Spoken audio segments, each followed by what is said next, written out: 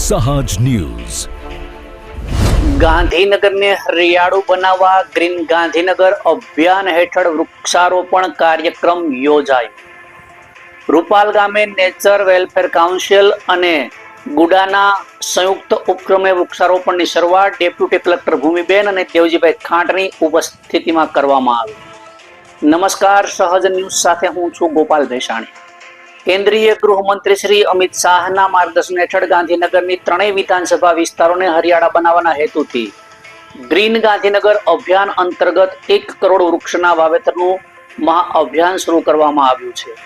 આ અભિયાનના ભાગરૂપે ગાંધીનગર જિલ્લાના રૂપાલ ગામના સર્વે નંબર 3106 ખાતે ગાંધીનગર અર્બન ડેવલપમેન્ટ ઓથોરિટી ગુડા દ્વારા નેચર વેલફેર કાઉન્સિલ ને 3 વર્ષ માટે ફાળવવામાં આવેલ સ્થળમાં ભવ્ય વૃક્ષારોપણ કાર્યક્રમ યોજાયો હતો.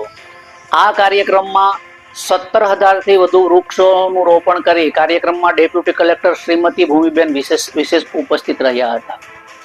સાથે જ નેચર વેલફેર કાઉન્સિલના દેવજીભાઈ ખાંટ સહિત ગુડ્ડાના અધિકારીઓ, કાર્યકરો, પર્યાવરણ પ્રેમીઓ અને સ્વયંસેવકોએ ઉત્સાહભેર ભાગ લીધો અને વૃક્ષારોપણ કરી પર્યાવરણનો સંદેશ આપ્યો હતો.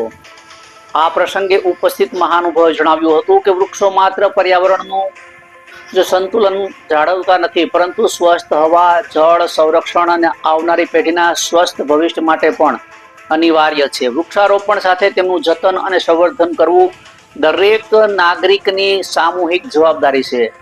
ગ્રીન ગાંધીનગર અભિયાન અંતર્ગત આગામી સમયમાં ગાંધીનગરના વિવિધ વિસ્તારોમાં 12,000થી વધારે વૃક્ષોનું વૃક્ષારોપણ તેમજ વાવેલા 17,000 વૃક્ષોની નિયમિત જાળવણી કામગીરી હાથ ધરવામાં આવશે.